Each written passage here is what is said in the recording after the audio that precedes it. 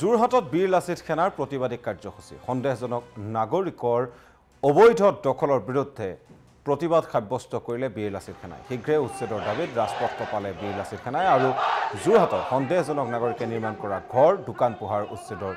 দাবী তুলি জিলা আয়ুক্তৰ যোগেদি মুখ্যমন্ত্ৰীলৈ স্মাৰকপত্ৰ প্ৰদান কৰিলে লাচিত সেনাই আমি প্ৰতিবাদৰ দৃশ্যাংশ দেখুৱাইছোঁ তাৰ সমান্তৰালভাৱে আমি দেখুৱাব বিচাৰিছোঁ আমাৰ সতীৰ্থ পিণ্টু বৰাৰ এক প্ৰতিবেদন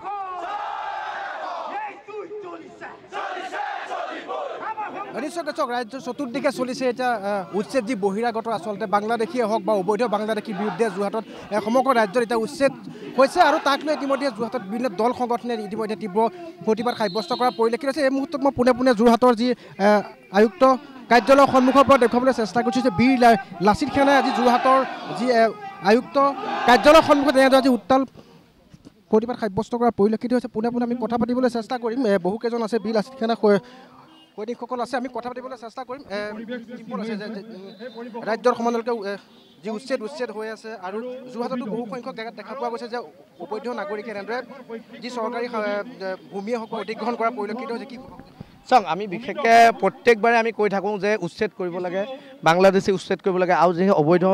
নদীকেইখন আছে আমাৰ যোৰহাটত নৈকেইখন তাৰ অবৈধ দখল হৈছে ভোগদৈ আমাৰ টুকলাই এই দাঁতিকাষৰীয়া অঞ্চলখিনিত এতিয়া দখল কৰা হৈছে সেইখিনি উচ্ছেদ কৰিব লাগে যিখিনি ব্যৱসায় বাণিজ্য কৰি আছে সেইখিনি অতি সোনকালে যি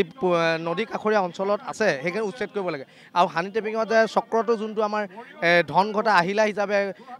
সোণৰ কণী পৰা হাঁহৰ দৰে পইচা ঘটিব লৈছিলে সিহঁতক গ্ৰেপ্তাৰ কৰিব লাগে আমি এইকেইটা আমাৰ জ্বলন্ত সমস্যা যোৰহাটৰ যিখিনি সমস্যাক লৈ আজি কাৰ্যসূচী লোৱা হৈছে কাৰণ যোৰহাটবাসী হিচাপে সকলোৱে গম পায় যিসকল দুষ্কৃতি বনিয়াই যেনেধৰণে আগ্ৰাসন কৰিছে তাক লৈ পেলাই আমি যদিও জিলা প্ৰশাসনক মেম'ৰেণ্ডাম দাখিল কৰিছিলোঁ তাৰ কোনো সদুত্তৰ পোৱা নাই সেইবাবে আমি যোৰহাটৰ বিভিন্ন ঘটনা পৰিঘটনাক লৈ আজি এই 9 দফীয়া এখন মেম'ৰেণ্ডাম দাখিল কৰিবলৈ আহিছোঁ আৰু তাত আমাৰ মেডিয়াৰ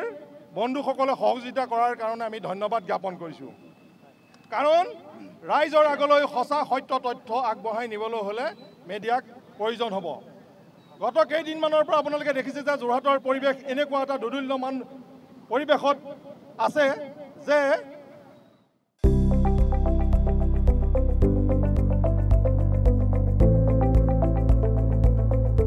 NB নিউজ সহজ সৰল ভাষাত নৱভাৰতৰ কথা